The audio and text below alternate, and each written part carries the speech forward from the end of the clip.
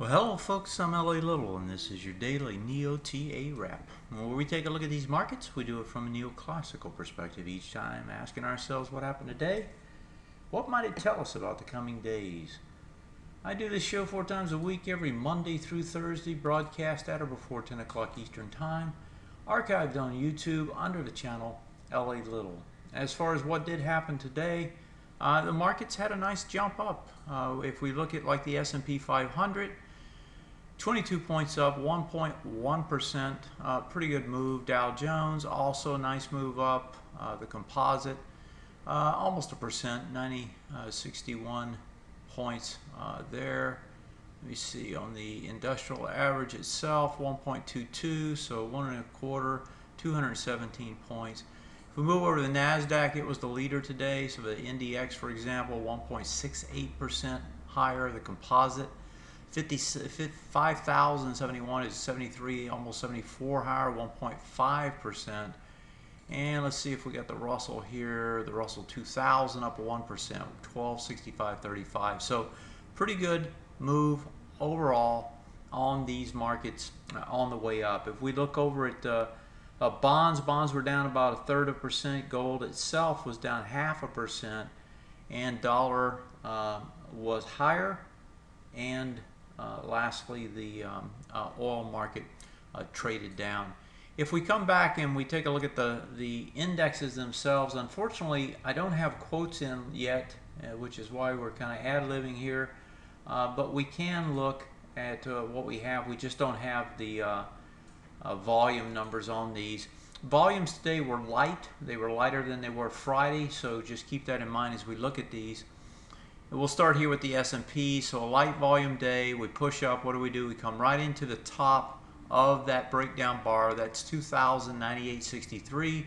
We close at 2,099.60, so we actually got over it, stayed over it, and that is a nice little move off the bottom, right? Last night we were talking about that was going to be the target. I didn't know it would come, today immediately. But with the Greek news flow, and the Greek news flow was that we have a deal that has been worked out as long as the Greeks can hammer out, the reforms that have been asked of them.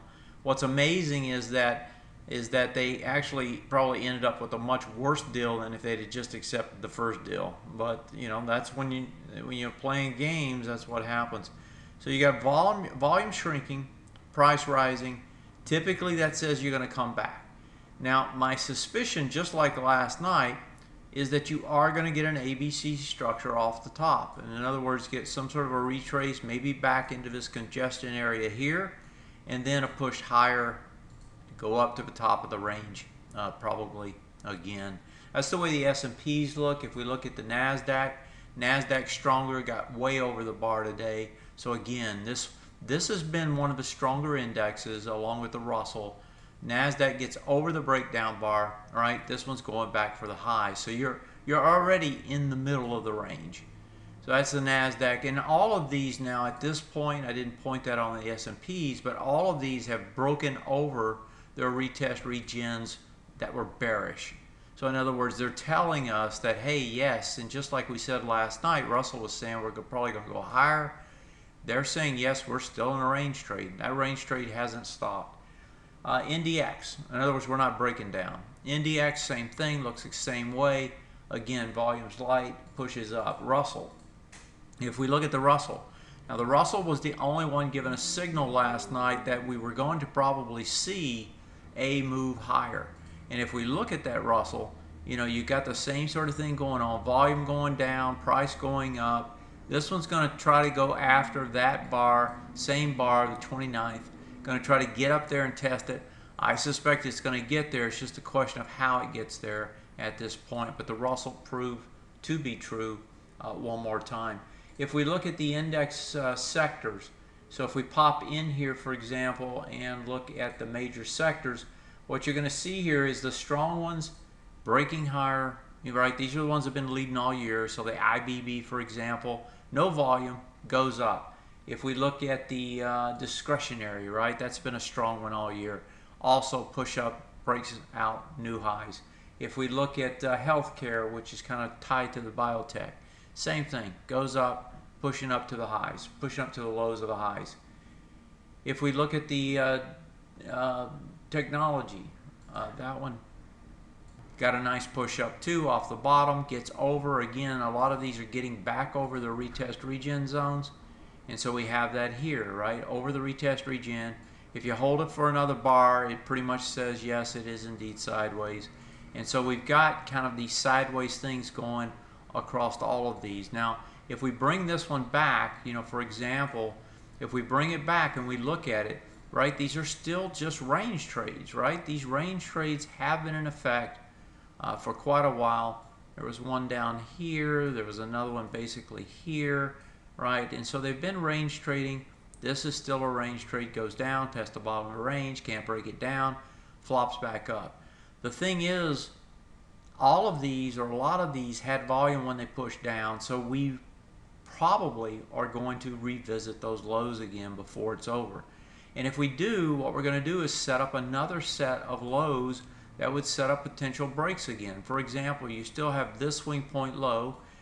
If you go more than 6 bars as you do this thing, you'll have another one here, and that would give you another break, a potential multiple swing point break on the same time frame, and of course on multiple time frames as well. Even if this doesn't print as a swing point low, if you don't get above the highs and you come back down again, what is that going to do? That's going to break this swing point low, right, if it breaks down. So in other words, let's say on a weekly you get a push up and then you get an ABCD structure down. What would that do? It would break this swing point low, and it would take the trend and turn it negative on the weekly. That would be a big deal. We haven't seen that in a long time. So as we build out these ranges, right, as long as the ranges continue to build out, if they break to the downside, it's going to be a real problem. They're going to have to break to the upside, or we're going to have some damage. And so, you know, even though we're getting the bounces, there's nothing to say this thing's going to break higher. All it's telling you right now is it's still a range trade. Range trades typically break in the direction of the trend. They don't always do that. That's not a hard, fast rule, but that's the typical case. In other words, the trend is your friend until it really isn't.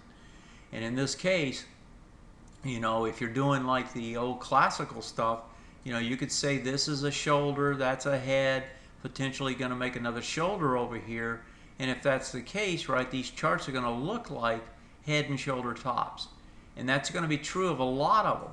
And if that ends up being the case, right, where you get a neckline here, you get this going up there, right, head and shoulders break, right, then what's the portrayal to the downside using that old classical stuff? Well, that says about the same distance, which takes you back into that November bar.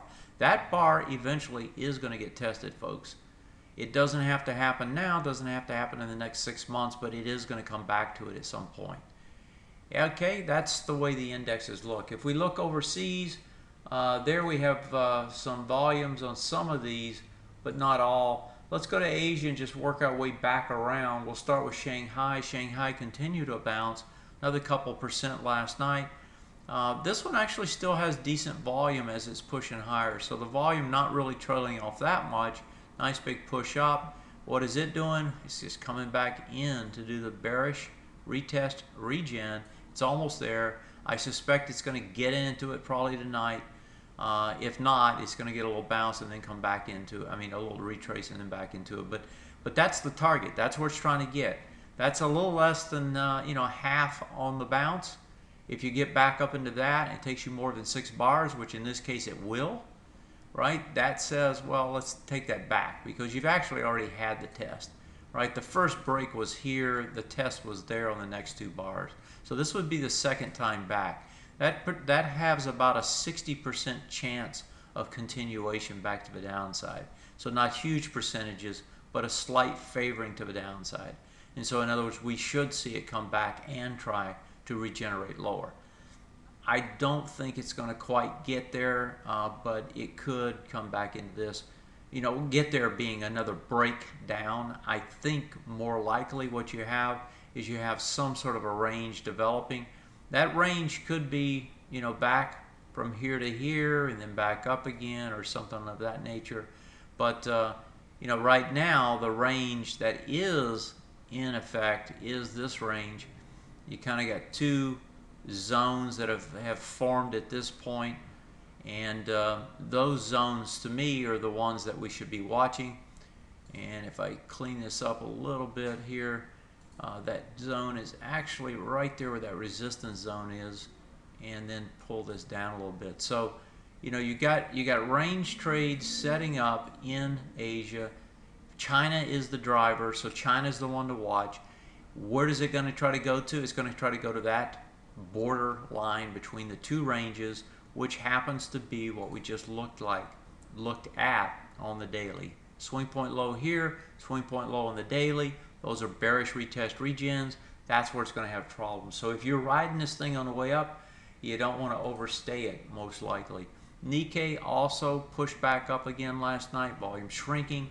This thing's going to try to come back as well. If we look at the Hong Kong market, also pushing up on the news last night. Volumes here were low too, I believe. And that one's going to try to eventually make it up to this swing point low, but I don't think it's going to get there the first time. As we talked about last night, probably the bottom of that bar. If we go over to Europe, so we got the Greek deal, right? They're going to put austerity back on the Greeks, tax raises, so forth. A worse deal than they had before. We talked about the fact that this might get a pullback first and then a push up to these swing point highs. We didn't get the pullback. Instead, we got the push. We're almost to where we're going to go. These are about done. They're going to start to pull back here fairly quick. You bought the rumors. They're probably going to end up selling the news here pretty soon. So same thing here on the CACs. Looks exactly the same. So the target's the swing point highs. Maybe a little pullback, then a push, whatever, however it plays out. That's where it's trying to get to. You got some volume here. Yeah, this to me looks like it's just about done and going to get a pullback. I didn't look over at India yet. Let me take a quick peek at these. So India gets a bounce. Australia looked like it was struggling last night still. That one could get going. I didn't look at the Toronto exchange. Let me take a quick look at my friends up north. And just a dead cat bounce going on here. And actually tested into that low and held. So this one will get a bounce as well. So anyway, overall, indexes doing their bounce. I expect you're going to get some sort of a pullback of some type. I would think as soon as tomorrow or the next day at the latest. And then we'll see how deep it goes. I don't expect it to be that deep. And get another push up towards the tops of these ranges is what it looks like it's going to do. Major sectors we looked at. Let's look at the ox markets. The one thing that to note here is that you didn't get any kind of push in the dollar of significance. It looked like it was really going to take off. You know, you're still in the range is what I'm saying. There's no big move. It's got 1% up today, but still range trading here. Nothing different there. Bonds also range trading in the lower end of that range, struggling but holding. So I don't see any major problems. We had no news today. We got some industrial numbers. We've got the Beige book coming up. We got Yellen talking some more, but she's talked a lot. What we're really going to have is we're going to have earnings. Earnings starting tomorrow. You got Johnson & Johnson, Wells Fargo, CVX. There's a bunch of names tomorrow. Going to get a first glance at what those earnings look like. If they start coming in and buying those earnings, and you go back and you look at the S&P chart, I would not be surprised to see them, you know, get a small retrace at some point and then a push all the way to the top of the range. That's the key. That's the next catalyst. Greek's out of the way. You know, the only thing with Greek now is if they can't push through the reforms in the parliament, and that's going to happen over the next 2 days. If that doesn't happen, that news flow in Europe's going to turn negative, and these earnings aren't even going to matter for another few days because that's going to take precedent. If that does go through, if those reforms do go through, if that deal that was hashed out actually happens, Greek's off the table. They've pushed it, you know, into the future again, third time. That's going to be backstop, you know, that's going to be background material. And then it's going to be earnings, and it's going to be Asia, it's going to be Shanghai. So that's what you have to look for going forward. And when I say top of the range, I'm talking about coming all the way back up to this 2120, 2130 area one more time. That's it for tonight. I thank you for joining me. Have a great one, and I'll see you tomorrow. Have a good one. Thanks. Good night.